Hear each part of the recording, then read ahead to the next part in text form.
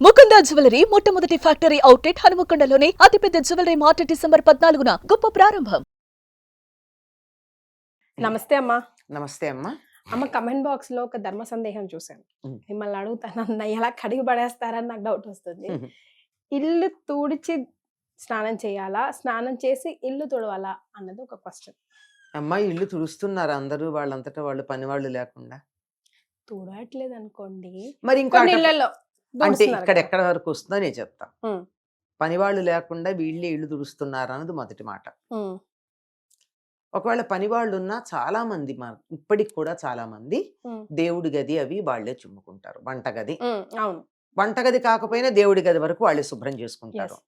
వంటగది కూడా మేము దేవుడికి నైవేద్యం పెడతాం గనక మేమే శుభ్రం చేసుకుంటాం, పని వాళ్ళు రావడం దేనికని చేసుకునే వాళ్ళు ఉన్నారు. వీళ్ళ అంటే మనం వెలిగించాం కదమ్మా, అసలు స్టవ్ కూడా ఆన్ చేయం కదా, తుడబందే. ఎందుకు ఆన్ చేయరమ్మా? కాఫీలు టీలు తాగు కదా చేసుకుంటాం పనులన్నీ. వంటకైతే చెయ్యం గాని కాఫీకి పెట్టుకుంటాంగా, పెట్టుకోరా? అంటే కాఫీ కూడా వాళ్ళు ఇల్లు తొడవకుండా స్నానం చేయకుండా కాఫీ తాగని వాళ్ళు ఉన్నారా? మేమైతే ఉన్నామమ్మా. మా అత్తగారు ఒప్పుకోరు అసలు. కొన్ని కొన్ని కొన్ని కొంత జాతి ఉంది ఇంకా. అదే అంటున్నారు, ఉన్నారు. అంటే కాఫీకి కూడా తాగరా స్నానం చేయకుండా? స్నానం కాదమ్మా, ఇల్లు తొడవడం విషయం. అది అంటే ఇప్పుడు ఏమైంది, అర్థం ఏమైంది ఇప్పుడు చెప్పండి. అందుకే నేను అడిగింది ఏమైంది. కాఫీ స్నానం చేశాక కాదు, ముందరే తాగుతారు కదా, తాగే స్నానం చేస్తారు కదా. అంటే ఇల్లు చిమ్ముకున్నాక స్నానం చేస్తున్నారు, తప్పేం లేదు. ఎందుకంటే మనమే ఇల్లంతా చిమ్ముకోవాల్సి వచ్చిన, వంటిల్లు పెద్దదిగా ఉండి బాగా దుమ్ము పొట్టి నిన్నటి రోజున ఏదో చాలా పనులు అయ్యి ఎక్కువసేపు, మామూలుగా అయితే 5 నిమిషాల్లో అయిపోతుంది, కానీ కొంచెం ఎక్కువగా ఉంటే అన్ని చేస్తే ఎక్కువసేపే పడుతుంది. అట్లా చేసుకుంటే చెమట పడుతుంది కదా, అందుకని తర్వాత స్నానం చేయొచ్చు అని అనుకుంటా. అసలు కాన్సెప్ట్ అది అంతకన్నా ఇంకేం లేదు. కాకపోతే దేవుడి గది మాత్రం స్నానం చేశాక చిమ్ముతారు. అసలు అది మనం ఇంకా బ్లడ్ లో అది లేదు, లోపలికి వెళ్ళం కదమ్మా, దేవుడి గదిలోకి వెళ్ళము అంటే పొద్దున్న లేచాక వెళ్ళాం. సాయంకాలం అయితే స్నానం చేయకపోయినా పొద్దున స్నానం చేసుకుంటాం వెళ్ళి పెడతాము. లేదు దేవుడి దగ్గర ఉన్న కుంకుమ భరణ కావాలో ప్రసాదం తీసుకోవాలో అంటే మరీ 1-2 పనులు చేసిన బట్టలు కాకపోతే పెడతాం, అంతే కదా, అంతే వెళ్ళి తెచ్చుకుంటాం. కనుక ఇక్కడ అర్థమైపోయింది, మిగిలినటువంటి చోట కూడా ఇల్లంతా స్నానం చేసి తుడవాలంటే ఎక్కడ కుదురుతుందమ్మా? అప్పటికి ఎప్పుడవుతుంది? 8కో 9కో అవుతుంది. పిల్లలందరు లేవాలి, ఇంట్లో వాళ్ళందరు లేవాలి, అప్పుడు కదా, అంతే కదా. ఇది ఇలాంటివన్నీను ఎక్కడో ఏదో ఎవరో చెప్పడం పూర్వం పద్ధతి ఏం కాదు. అయితే పూర్వంలో పెద్దవాళ్ళు కంపల్సరీ అనేవారు కదమ్మా, స్నానం చేసే అసలు పడక గది నుంచి బయటికి రావాలి, ముఖ్యంగా పిల్లలు పుట్టని వాళ్ళు. కాదమ్మా, ఎట్లా పూర్వకాలం స్నానం చేసి పడక గదిలోంచి ఎట్లా వస్తారు? పూర్వకాలం స్నానాల గదులు పడక గదుల్లో ఉండేవా? అటాచ్డ్ బాత్రూమ్స్ లేవు కదా, లేవు కదా, బయటకు వచ్చాకే కదా. ఆఖరికి మనం లఘుశంక తీర్చుకోవాలన్నా పడక గదిలోంచి బయటకు వచ్చి బయటికి వెళ్లాల్సిందే కదా. ఏం మాట్లాడుతున్నారమ్మా? అసలు మనకి దేనికి కనెక్ట్ చేయాలో తెలియకుండా మాట్లాడడం వల్ల వస్తుంది. పడక గదిలోంచి బయటకు వచ్చిన తర్వాత కాలకృత్యాలు తీర్చుకుని స్నానం చేస్తారు, అంతేగాని పడక గదిలో స్నానం ఎక్కడ చేస్తారు? అటాచ్డ్ బాత్రూమ్స్ ఎక్కడున్నాయి? ఇప్పటికీ చాలా పల్లెటూళ్ళల్లో అటాచ్డ్ బాత్రూమ్స్ లేవు. ఇప్పటికీ ఈ మహానగరంలో కూడా పాతకాల పిల్లి ఏమైనా ఉన్నట్టయితే వాటికి టాయిలెట్స్ బాత్రూమ్స్ బయటే ఉన్నాయి. మరి అట్లాంటప్పుడు పడక గదిలోంచి స్నానం చేసి బయటకి ఎట్లా వస్తారు? ఎక్కడ పుట్టిందమ్మా మరి ఇది? ఎక్కడ పుట్టింది అని అడక్కండి, ఎక్కడైనా ఏదైనా పుట్టచ్చు. వినేవాళ్ళు ఉంటే చెప్పేవాడు ఏదైనా చెప్తున్నాడమ్మా. అది నేను చెప్పేది సెన్సిబులా లేదా అని ఆలోచించుకోవటం లేదు, చెప్పేవాడు సరిగ్గా చెప్తున్నాడా లేదని వినేవాళ్ళు ఆలోచించుకోవటం లేదు. స్నానం పడగదిలో స్నానాల గది అటాచ్డ్ లేనప్పుడు స్నానం చేసి బయటికి ఎట్లా వస్తారు? వంటింట్లో కూడా రాకూడదు అని ఎక్కడా లేదమ్మా. వంట చేయకూడదు అంటే పూర్వం పొయ్యి గట్టు వేరే ఉండేది, చిన్న మామూలే నేల మీదే ఉన్న పొయ్యి, ఆ పొయ్యి కొంచెం ఇది ఎత్తుగా ఉండి దాని మీద పొయ్యి ఉండ, ఆ ప్రాంతానికి వెళ్ళరు, మిగిలినంతా తిరుగుతారు. తిరగకుండా ఎట్లా కుదురుతుంది? రాత్రి తిని పట్టిన అంటగిన్నెలు ఎంగిలి గిన్నెలు బయట వెయ్యాలి అంటే స్నానం చేశాక ఎంగిలి పళ్ళాలు ముట్టుకోరు కదా. మరి కొంచెం ఎవరికి వాళ్ళు ఎవరో చెప్పారని కాదు, మన అనుకూలం, మన సౌకర్యం, మన మనసు చెప్పింది వీటన్నిటిని కూడా చేసుకోవాలి. ఉమ్, ఇవన్నీ చేశాక స్నానం చెయ్యండి. ఉమ్, లేదు నాకు స్నానం చేస్తే గాని వంటిల్లు చిమ్మవటానికి వీలు లేదు అని ఎవరికైనా మనసులో ఉంటే ముందు రోజు రాత్రి అన్నీ బయట పెట్టేసుకోండి. మరి ఎవరికి వాళ్ళు వాళ్ళకున్న సౌకర్యాన్ని బట్టి వాళ్ళకున్నటువంటి వీలుని బట్టి ఏర్పాట్లు చేసుకోవాలి.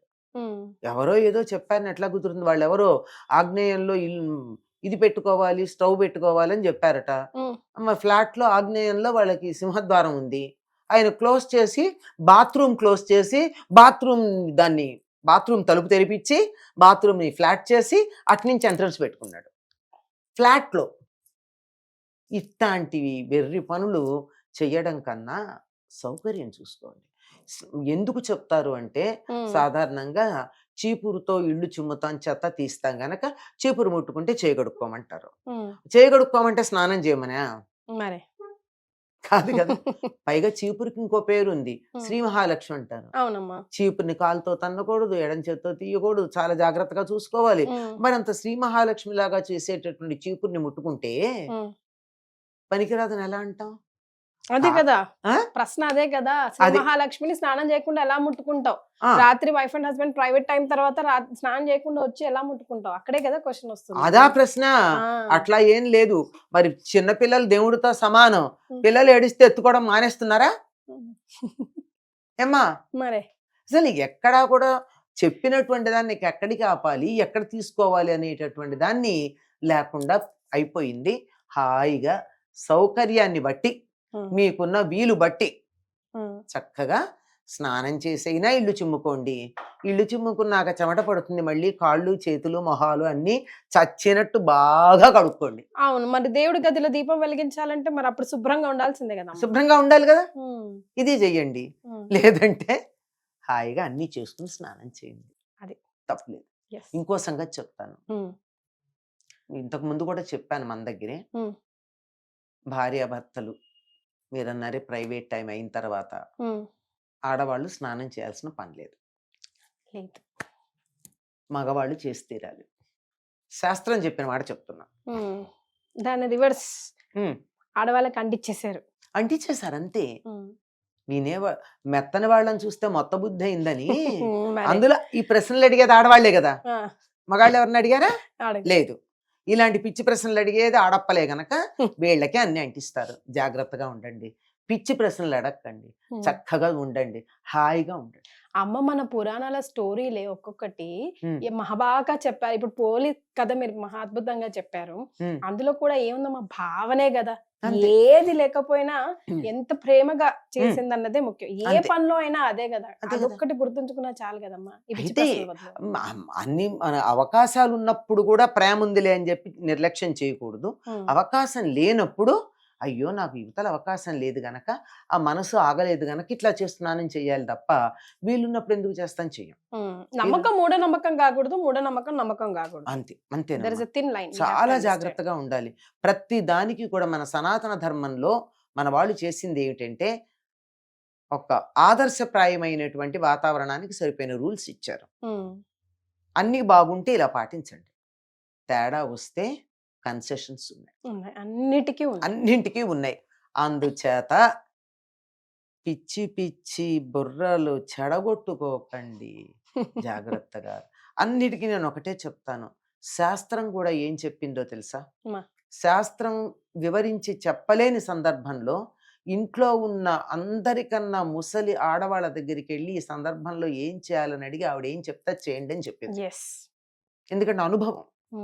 కొన్ని సందర్భాల్లో శాస్త్రం అన్ని సిచ్యుయేషన్స్ని చెప్పలేకపోవచ్చు, అట్లాంటప్పుడు అనుభవం చెప్తుంది.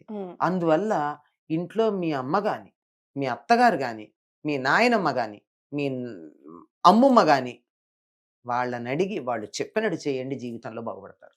సూపర్ అమ్మా. On this note thank you so much.